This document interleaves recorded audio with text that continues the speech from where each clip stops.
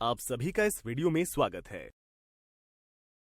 हमने अपनी पिछली वीडियो में दो बिंदुओं के बीच दूरी जानने का सूत्र सीखा।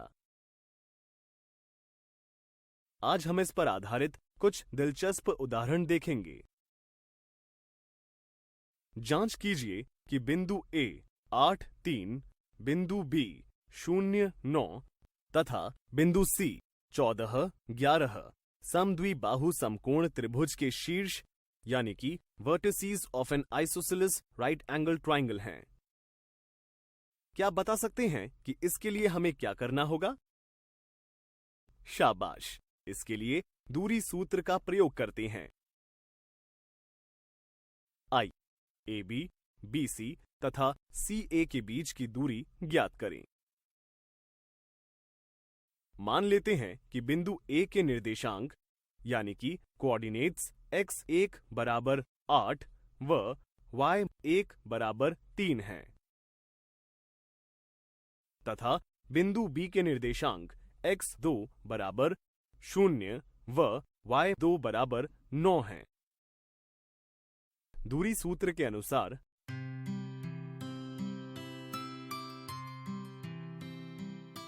हमें AB का मान 10 प्राप्त होता है। इसी प्रकार बिंदु C के निर्देशांक x3 बराबर 14 व y3 बराबर 11 हैं। दूरी सूत्र के अनुसार हमें BC का मान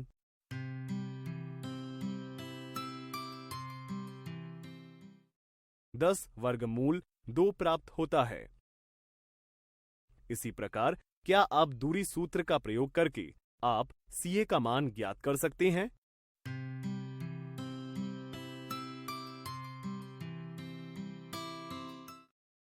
जी हां, बिल्कुल सही।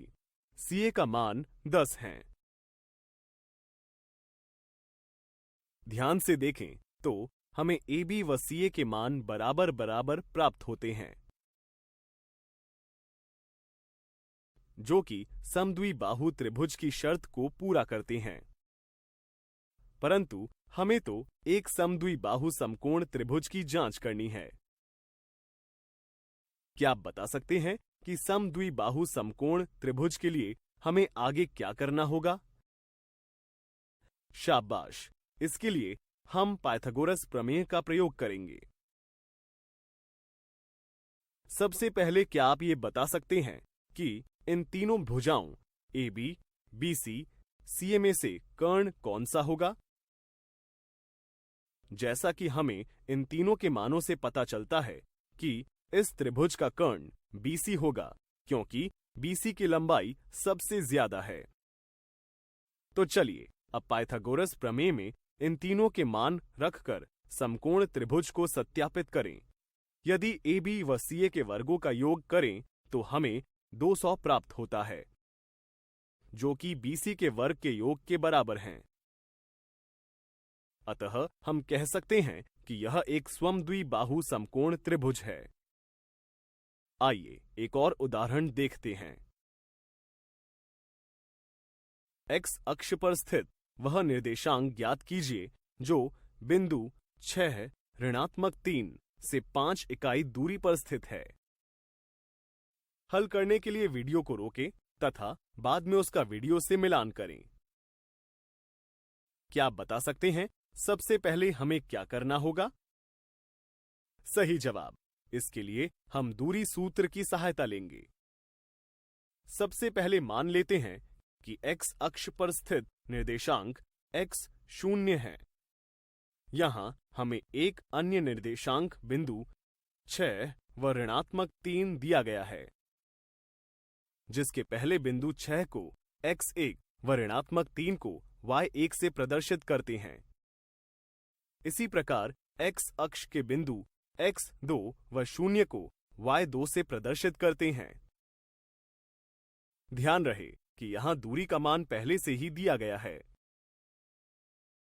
दूरी सूत्र में सभी मानों को रखने पर एक समीकरण मिलती है। इस समीकरण के दोनों पक्षों का वर्ग करने से हमें एक द्विघाती समीकरण यानी कि क्वाड्रेटिक इक्वेशन प्राप्त होती है। आपको याद होगा कि द्विघात समीकरण ज्ञात करने की कई विधियों का अध्ययन हम पहले ही कर चुके हैं। यहां हम द्विघात समीकरण को मध्य पद विभाजन विधि द्वारा हल करते हैं,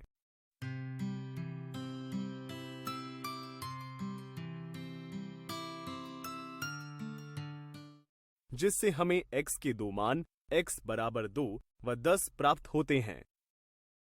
अतः हम कह सकते हैं कि x अक्ष पर दो निर्देशांक 2, 0 और 10, 0 स्थित है। इस वीडियो में हमने दो बिंदुओं के बीच दूरी ज्ञात करने के लिए दूरी सूत्र के प्रयोग पर आधारित उदाहरण देखे। अगली वीडियो में हम देखेंगे कि इस प्रकार के प्रश्नों को हल करते समय साधारणतः क्या गलतियां हो सकती हैं।